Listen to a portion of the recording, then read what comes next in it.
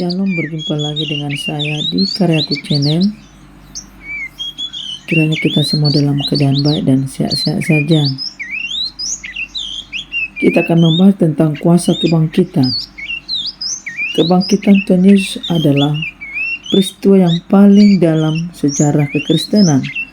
Melalui kebangkitannya, Yesus menunjukkan kuasanya atas kematian dan dosa. Maka makna kebangkitan yang pertama adalah kemenangan atas kematian.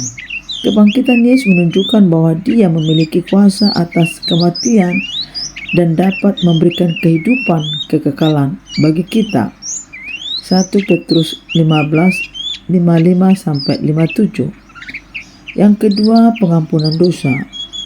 Kebangkitan Yesus juga menunjukkan bahwa Dia telah mengalahkan dosa dan memberikan pengampunan kepada kita. Roma 5 ayat 8-9. Yang ketiga, harapan kekal. Kebangkitan Yesus memberikan kita harapan dan kekekalan serta jaminan bahwa kita akan hidup kembali dalam kemuliaannya. 1 Petrus 1 ayat 3-5. Maka dampak kebangkitan bagi kehidupan kita yang pertama adalah pembaharuan hidup. Kebangkitan Yesus dapat mengubah hidup kita dan memberikan kita kekuatan untuk hidup dalam kebenaran. 2 Petrus 5 ayat 15. Yang kedua, pengharapan. Kebangkitan Yesus memberikan kita pengharapan dan kekuatan untuk menghadapi tantangan. Filipi 4 ayat yang ke-13. Yang ketiga, kesaksian. Kebangkitan Yesus juga memberikan kita kesaksian untuk membagikan kasih dan kuasanya kepada orang lain. Kisah Para Rasul pertama ayat yang ke-8. Maka hal ini kita mari membahas juga referensinya. Yang pertama adalah 1 Korintus 15:55 ayat sampai 57. Dikatakan demikian, hai maut, di manakah kemenanganmu? Hai maut, di manakah sengatmu? Sengat maut ialah dosa dan kuasa dosa ialah hukum Taurat. Tetapi syukur kepada Allah yang telah memberikan kepada kita kemenangan oleh Tuhan kita Yesus Kristus. Roma 5 ayat 8-9. Tetapi Allah menunjukkan kasih-Nya kepada kita karena Kristus telah mati untuk kita ketika kita masih berdosa. Maka lebih-lebih lagi karena kita sekarang telah dibenarkan oleh darah-Nya, kita akan diselamatkan dari murka Allah.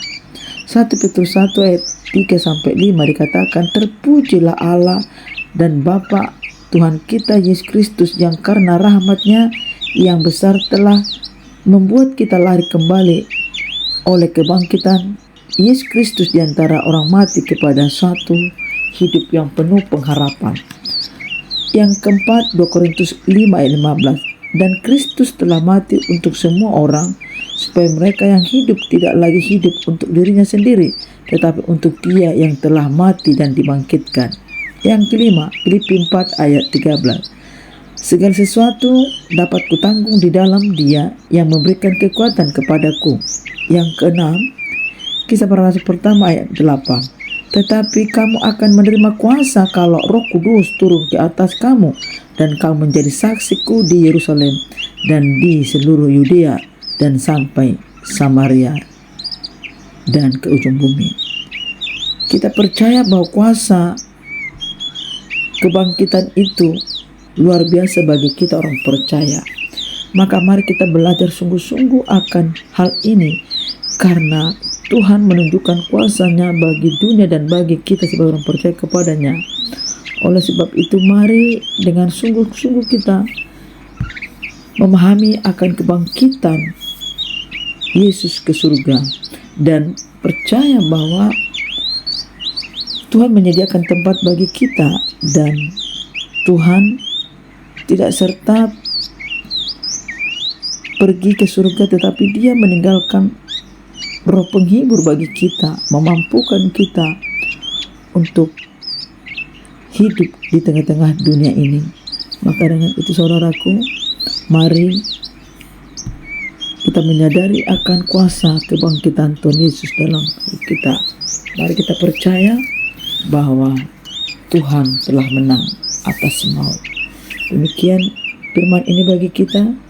Mari kita sungguh-sungguh merenungkan akan kuasa kebangkitan Yesus dalam hidup kita.